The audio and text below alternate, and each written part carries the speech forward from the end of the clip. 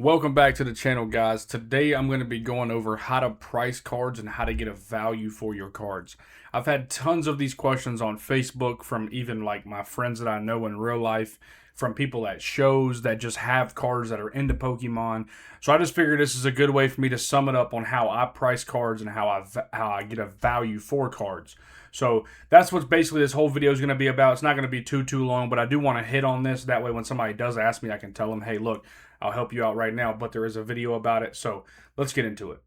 So there's three apps that I really use to get my value or price for a card. One is Card Ladder, two is eBay, and three is Alt. And I'll tell you why I use three and how I interact with all three to get my price on all my cards. But the main one is Card Ladder. So I got a little stack of cards right here. I'll start off with one that's easy. Let's do this Concanupple. So we'll take the price tag off of this. We will get out Card Ladder. So this is what the app will look like right there. And I know the screen might be a little blurry, and I apologize for that. I am getting a better camera.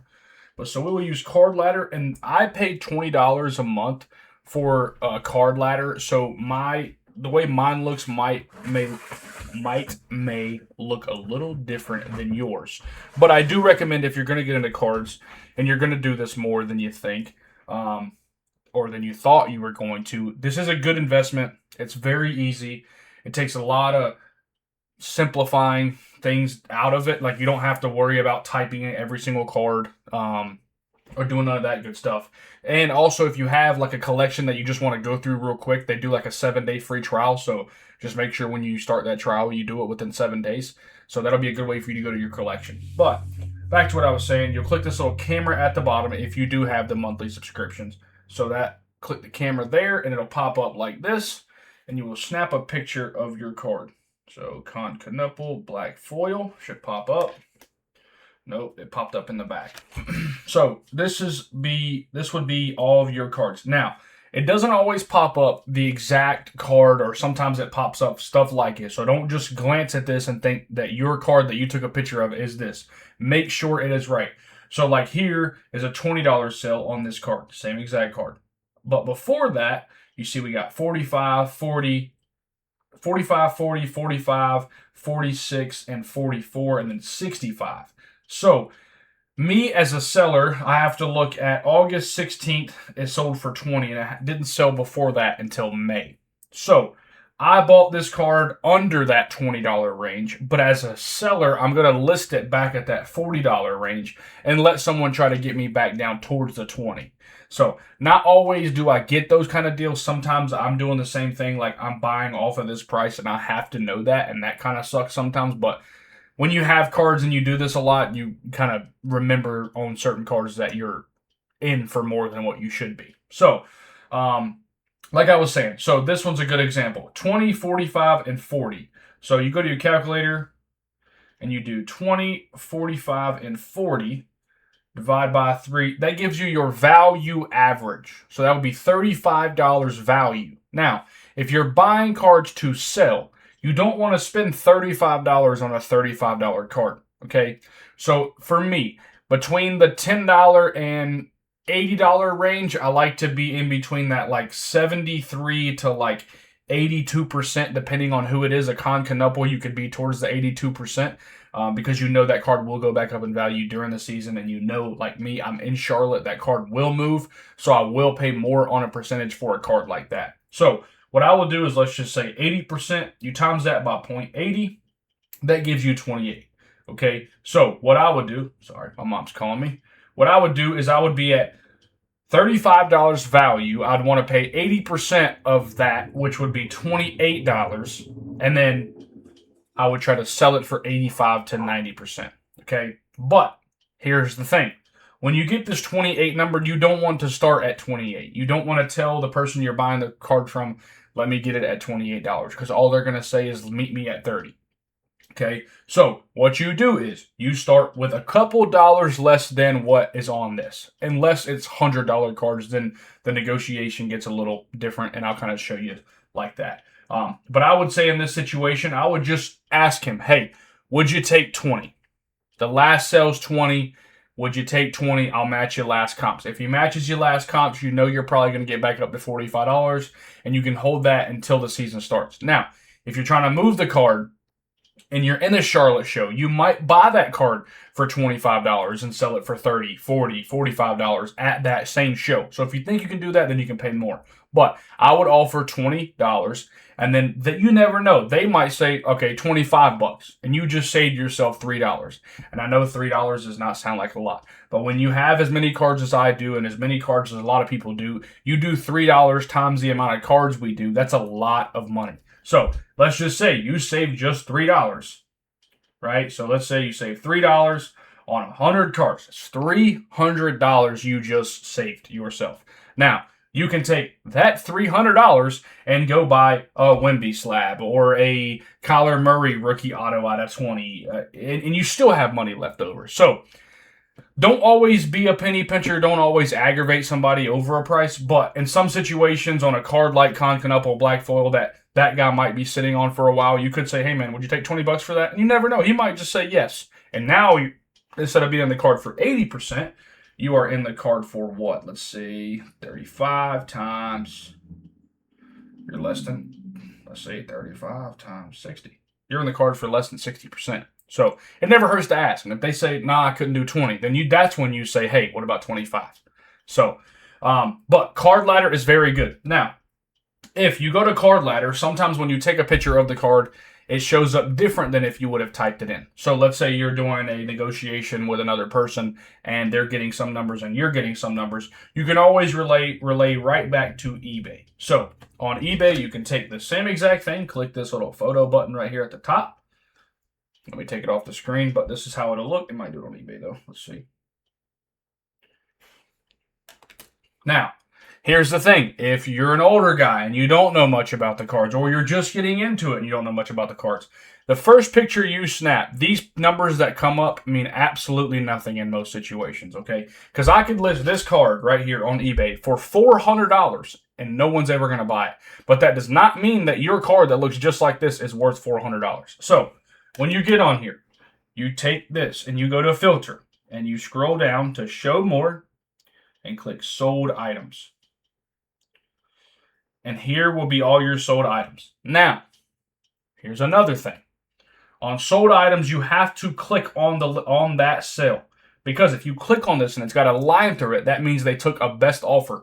So it'll show you 40 here, and it shows you 40 there. So it's sold for 40 there. Shows you 35 here, it's sold for 35 there. Let's see. See if we can find one. Right there. So you see how the line is slashed through it. It did not sell for $35. It sold for less than $35. So if sometimes this is a lot more common than you would think, and you'll scan a card and see these three numbers right here and be like, okay, it's a $40 card, bang. And then you go back and you scan it on Card Ladder, and that shows you the actual sales of the card. It might only be a $15 card. So just make sure you're very careful with that as well. Okay, now this is one that's a little weird. You get into the bigger cards like out of 20s, out of 5s, out of 15, out of 10s. You might not be able to find a direct comp on that card, right? So what I like to do is go to eBay, scan the card like so. I'm trying to show you guys too. Sometimes it'll pop up, sometimes it won't. Mind you, those first numbers mean nothing. Always click on sold items. So this is the same card as this, but you got to look. This is out of 20. This one is out of 50. Okay, so you want to mark up your price. Like if yours is out of 20, you don't want to be at the same price as out of 50, and you don't even want to be $20 higher than that. You want to be more than that and let somebody talk you down. So to give you insight, I got this card at a show for $130. But again, I'm in Charlotte, so I pay higher on cards like this. And I think my 175 sticker is a little high, but I think I can get 160 out of it. So it is a liquid card, though. Everybody in Charlotte wants Ted McMillan. Everybody in Charlotte wants Bryce Young. So it's cards like that I know I can move faster, and I'm not worried about, making the dollar or having to hold on to it. So but again, cards like this, you might not always find a direct comp like an out of 10, or even I can use this one out as an example. This was an out of 8. This is an out of 18 Reed Shepherd 725 sticker. How I figure that out is I go to Alt, and this is the app on Alt, and that one's not going to pop up. That one would take a whole video itself, but I'll show you kind of how Alt does. So you go to picture, same exact thing. You take the card, scan the card. Oh, well, I think actually I'm tripping. This is for graded items. So I don't know why I picked up a raw card for Alt. This is out of 22, so this one might not work. We will see. So there's no listed. That's a pop one. That is a pop one, so I don't know why I did that one. But let's try this. Here's a Wemby common card. What Alt does is it'll show you the last sales, and it'll show you the pop number. So pop number means population for you that don't know. So like if you have a card that's out of 20 PS or SGC 10 and then a auto 10 out of 20, there's only probably going to be one, maybe two of those. So your pop would be a pop one. There's only one in the world. So in a card like this, there's 12,350 PSA 10s of that same exact card. So Alt values it at $95. Here is your recent sales. This is on auction. So this is 6 days left on the auction. So this is irrelevant right now.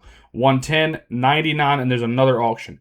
But it also shows you the listings as well. So best offer at 110. Auction at 78. Best offer at 85. Buy now at 92. So you could go on eBay and buy this card at this price. So all these are Collecticon stickers. So I know I'm a little high on some of them, but I am at Collecticon. The tables are expensive, so you do mark up a little bit. Not crazy where you're not going to sell any cards, but when tables are expensive, you got to make money, and you can't just give away cards below every single last price. That's just not how it works.